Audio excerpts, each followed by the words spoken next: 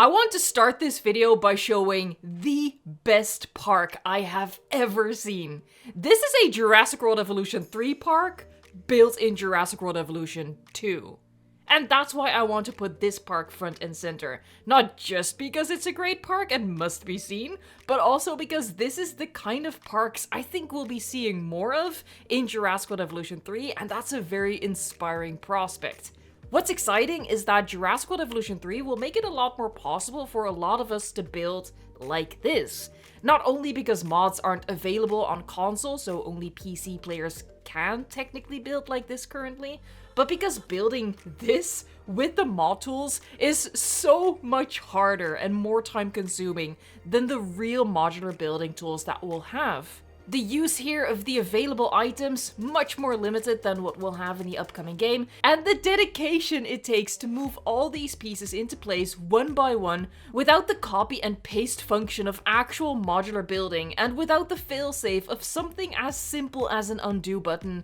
And the result is a compact, dense park full of detail that feels like a real place. Saint Banana Launcher 360 just built a park in Jurassic World Evolution 2 that anyone would be proud to build in Jurassic World Evolution 3, and I can't fully express just how impressive that is. This is genuinely a masterclass for Jurassic World Evolution 3. It's so inspiring and it gets me fired up for the next game. Don't get me wrong, even then it'll be a huge creative challenge to build like this. It's gonna require a lot of practice, but at least it's motivational.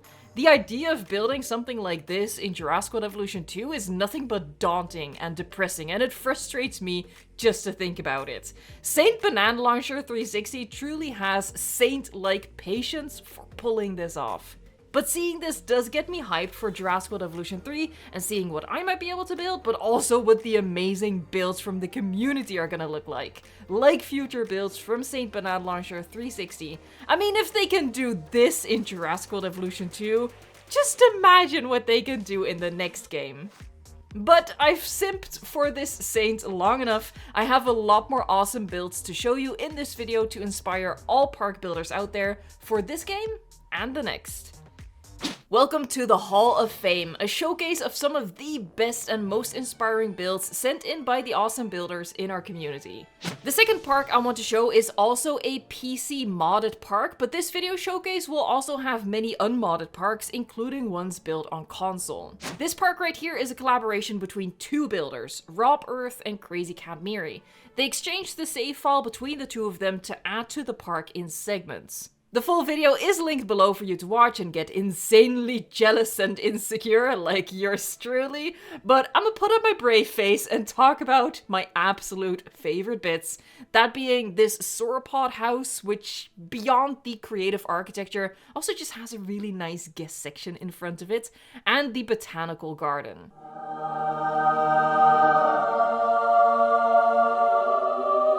But really, this park is just full of amazing stuff, and I cannot wait to see what these two builders will make in Jurassic World Evolution 3.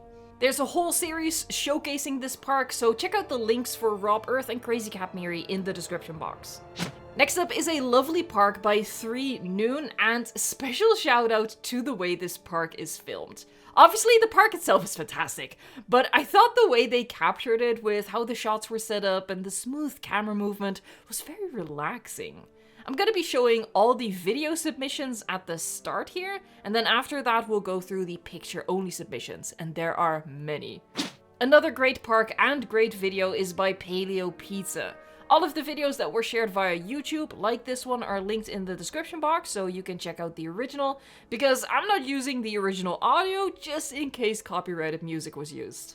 Next park is by Sense Ghost 1, and oh my god, this pathwork makes my brain produce all the serotonin. Like, all of it. I have the world's supply of serotonin in my brain. I love the consistent combo between the two colors and how everything flows so nicely throughout the park. Also, the UK map that this is built on isn't the easiest map to tackle due to the 3 different sections, but Sense Ghost 1 made something really elegant here. Another park with nice pathwork is this one by Blue Lightning. you guys know I'm a sucker for a bit of path flair. Marcus Legenza didn't just bring it with the path, but also a whole lot of rock work as well. And there's another rocky park coming up later that really draws into question whether I'm truly the most rock-loving builder out there. I quickly want to show you this central plaza by Yusuf. The video quality isn't the best, but this plaza is peak. Honored had the right idea showing off their park from the ground perspective because that's really how guests experience the park. So I loved how this tour showed off all the details that the guests are seeing as they meander throughout the park. Next park I loved is by someone whose name I keep forgetting how to pronounce. I'm so sorry. My brain is so smooth, nothing sticks. But I'm gonna say Dino XLs, and I hope that's close enough. This park is amazing though. Now for the picture-only submissions, and there are many. I'm gonna go through them in alphabetical order. I'm not showing off all pictures everyone sent in, but instead picking the ones that highlighted what I thought made their park special and inspiring. Starting with 9mm hollow points. I love the center line down the park, like this spine of the park, and I noticed that they had several nice vignettes of decorations around. 29 Raptors built an absolutely huge aviary with everything inside of it, including an aviary inside the aviary. 86 Carlos has a park with flowing monorail structures, and I'm a sucker for those about as much as I am for nice path work.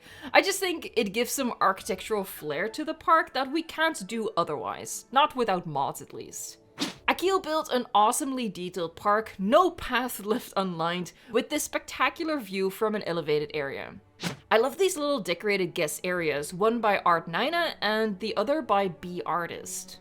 Quite a few people submitted custom islands, like this epic one by Bacon Bit.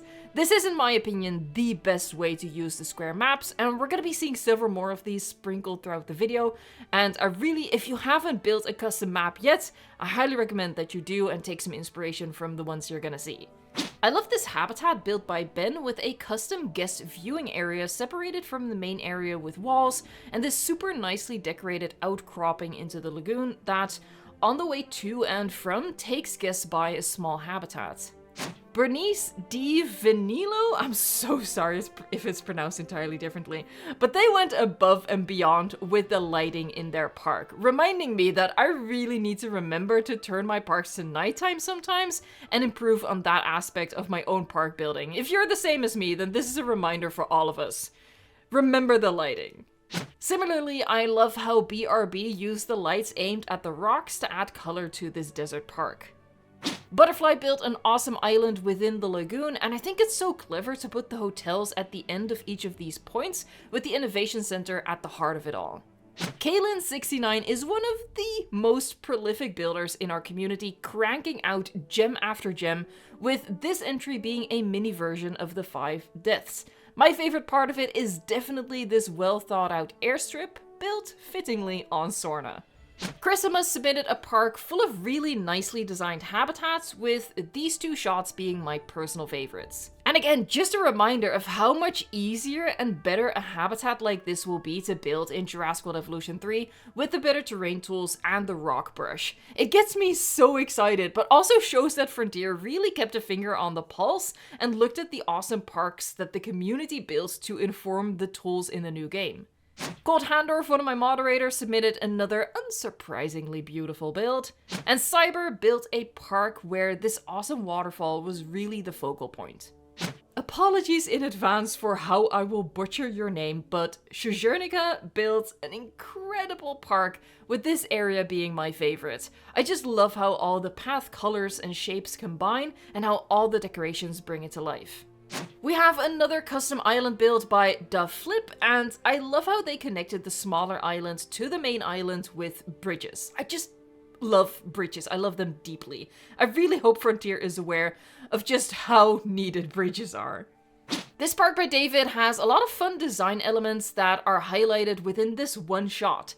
The tiered lagoon, the quirky pathwork, the decorative water. I love how the aviary sits in the lake.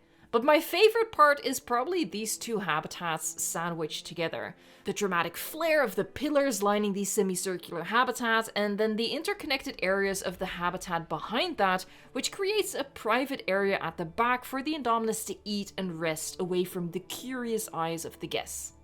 DinoNerd74 built a modded park full of differences in terrain elevation, which I genuinely think is the most important thing in making your parks look better, and DinoNerd74 really used the modded tools to full effect to create a park full of sharp cliffs. And I really liked this shot of the lagoon with a makeshift island built within it. Another one of my moderators, Fletcher, built this park, and I love how his angular path and park building style is really recognizable as his work. I think the park also makes great use of the map it is built on. The Nublar 93 map is split into two sections, and there's not much you can do with the narrow bit connecting the two. Turning it into a series of waterfalls cascading down from one area of the park to the other is pretty brilliant use of the awkward space. Like I said, several people built custom islands, and this is another one that I wanted to showcase, built by Flipper. This plaza is just super adorable, and I love the dams. Yes, plural. Speaking of dams, Gabarckann built a park using mods, also including a dam, but this park is just full of creative uses of the in-game assets, like building towers out of aviary viewing galleries, which is so clever.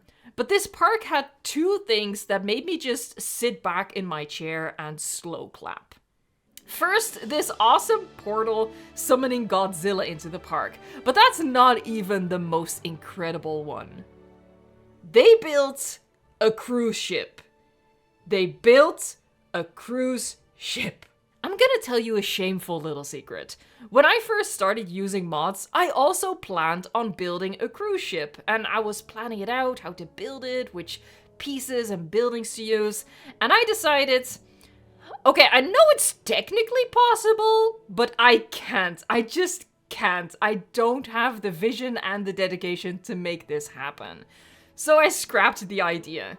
Gabarckann actually pulled it off, and if this doesn't blow your mind, I don't know what will. This is one of the single most badass shots I've ever seen in this game.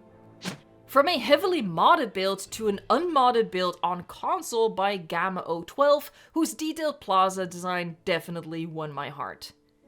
Graceful Dragons Park is full of amazing little areas that are a feast for the eyes. I had such a good time going through these images and being like, oh, I like that one. Oh, that's nice. Oh my god, this is lovely. It was just never ending, just one picture after another. This park layout by I'm Agent Bristow is so satisfying. I'm not a huge fan of symmetry like throughout a whole park, controversial. I know. So I really like how this center line is symmetrical, but as the park branches out, it's different on both sides. And the individual areas look so nice and full of decorations without being overcrowded, which can be a challenging balance to strike. James Francesco built an awesome park using pieces from my Japanese mod pack to inspire him. I especially like flanking the Innovation Center with the pagodas and this misty and mysterious garden area. Josh made a wonderful park with a little detail that, honestly, oddly, made me a little emotional. And it's this right here, a little goodbye message to Jurassic World Evolution 2. Obviously, I'm looking forward to Jurassic World Evolution 3, I think it's going to be even better than the current game, and I know that we'll be building even better parks. But I had so much fun with Jurassic World Evolution 2 that, yeah, this makes me oddly nostalgic. But aside from the message itself, I think it's a really cool idea to incorporate text in your park, kind of like the Hollywood sign. And you can see here that you can do that without mods as well. But while this is really clever use of the rocks, we're gonna move over to the master of rocks. This park by Jurassic Cannon King rocks. I understand if you want to unsubscribe, but I'd appreciate it if you don't, because that would just be stone cold. Okay, now you may unsubscribe. In all seriousness though, this park is amazing, and it's not just the rock work, but the overall layout and the flow of path and this incredible line of sight towards the amphitheater. Next awesome park is by King Michael H242, and I'm running out of things to say to describe my love for these parks. This one too by Kiwi Carno. What can I say that I haven't already pointed out for other parks? I absolutely adore the pathwork and the layout here. The pictures, I hope, speak for themselves, like this custom island by Logan the Torvosaurus. I don't need to tell you it's awesome, you have eyes, you can see. This park by Montgomery Rex has an organic flow to it, the path squiggling throughout the map in a way that once again releases serotonin into my brain. A detail in this build by Mr. Mosincow or Mr. Mockingcow that I do need to point out is the use of the fake waterfall trick to give the illusion that one lagoon feeds water into the one below. I love that idea and I hope we can do some version of that in Jurassic World Evolution 3. Speaking of wishes for Jurassic World Evolution 3, this. Just this. This walkway by Nanook is something I really hope the next game allows us to do, and importantly, have it be functional for guests. Obviously, with modular building, we can build anything, so we can build this, so that's a huge step in the right direction, but we really need our guests to actually make use of it, and not just have it for show and have us use our imagination the way we have to do now. So my personal bias is all about guest sections, like this nice area built by Noah, but I also want to shout out their habitat work, which looks so beautiful. But immediately after saying that, we're going back to the guest sections, because how cute is that path work by Paleo Nerd? And especially on a desert map, I think the use of decorative water is really effective in giving the park a luxurious look. But even though I love the look of guest sections, this park is mostly huge habitats. So I think it strikes a good balance between spacious plazas for guests and spacious enclosures for the dinosaurs. This park overview by Park Bench is breathtaking. As limited as the lagoons are, this really shows how eye-catching a well-designed lagoon park can be, and this one is just top-notch. Simply cutting out some islands really helps make it visually interesting, accented by the height of the monorail tracks as a bit of architectural flair. The next park was this builder's very first park, and the fact that this was their first park is just mind-boggling. This is a park by expert park builder Python X35, and again, this was their first park in Jurassic World Evolution 2. Let that sink in for a moment. This is another example where I don't know what to say. I'm too dumbstruck, but I trust the pictures speak for themselves. Just like Python X35, Shroom Coaster's builds have been shown off in past community build projects we've done on this channel, and with good reason, I'm showing you another one of their parks. This park just makes really good use of the mods and combining them with the monorail glitch for maximum effect, creating functional bridges for the tour vehicles to traverse. This is just genius park building throughout. The Hall of Fame is not a competition, but if it was, and if there was a category for path art, Slightly Stupid would win, because look at this insane dragon path. But while the pathwork is the showstopper and grabs all the deserved attention, this isn't just a park that uses like a quote-unquote gimmick of pathwork. There's tons of beautiful areas throughout to discover. Ugly AF Raidenstan made a beautiful AF modded version of the San Diego park. And William Smart 23 made an incredible Japanese themed park, unlocking so much creativity with their use of the mods. I especially like the natural work in these two areas. These look like real places that I want to go to and park my butt on a bench somewhere and just look at all the foliage and soak in all of the soothing energy that I bet is hanging around. Something Xenon did with their Mediterranean park that I love is the juxtaposition of just how much water they used in this very dry and warm looking biome that gives it the appearance of a high-end resort. These were just some of the submissions, but to get many more into the video, here's a slideshow of more of the amazing builds. I want to thank everyone so much for sharing their creativity and submitting their parks for this Jurassic World Evolution 2 Hall of Fame event. I hope this video will live on as a source of building inspiration, as I said at the start, not just for Jurassic World Evolution 2, but also for Jurassic World Evolution 3. Enjoy the rest of the slideshow, and of course subscribe for all the inspiration and information for Jurassic World Evolution 3.